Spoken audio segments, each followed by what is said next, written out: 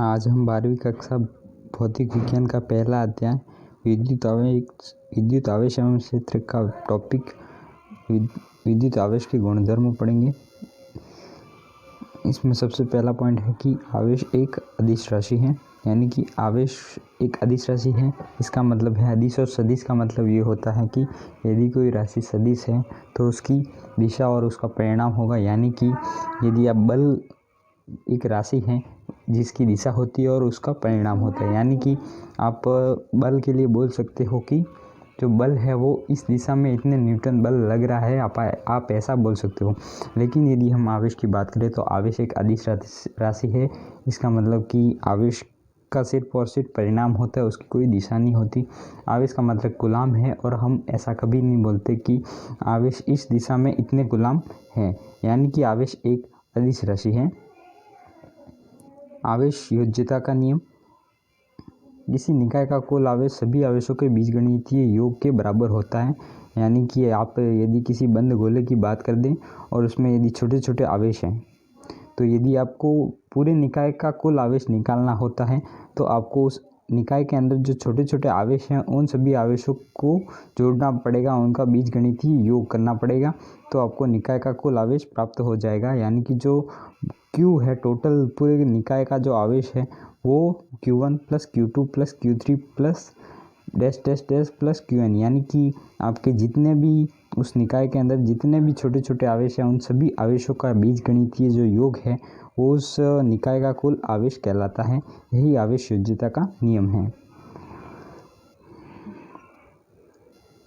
अगला है आवेश संरक्षण का नियम, यानी कि आवेश को न तो उत्पन्न किया जा सकता है न ही नष्ट किया जा सकता है।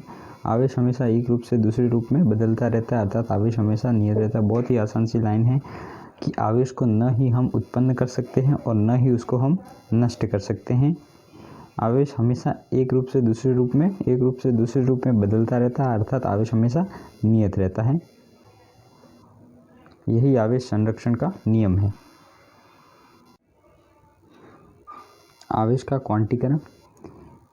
किसी वस्तु पर आवेश का वितरण छोटी छोटी इकाइयों के रूप में होता है। इस छोटी सी इकाई को क्वांटा E = 1 ± 1.6 × 10⁻⁻⁹ कूलम कहते हैं।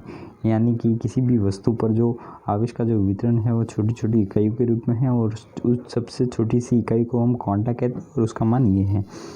यदि आप इसको समझने की कोशिश करें तो आप एक घर का उदाहरण ले सकते हैं। जैसे कि एक घर बना है और उस घर की सबसे छोटी इकाई है आपकी ईंट।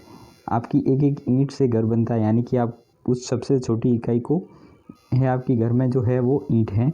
इसी तरह से आपके यदि कोई वस्तु आवेशित है और उस पर जो आवेश का जो वितरण है वो छोटी छोटी इकाई के रूप में होता है और उस सबसे छोटी सी इकाई को हम क्वांटा कहते हैं और जिसका मान है E = ± 1.6 × 10⁻⁻⁹ कूलम।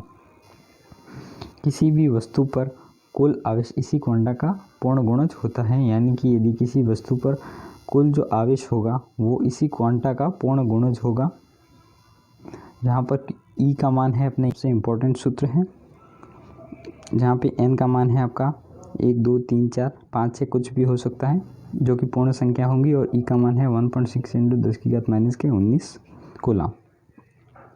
तो E की जगह से आप इसका मान रखा है और ये कुछ नहीं किया। यहाँ पे आपको सबसे इम्पोर्टेंट जो सूत्र है वो याद रखना है, वो है Q = ± NE। ये सबसे इम्पोर्टेंट सूत्र है।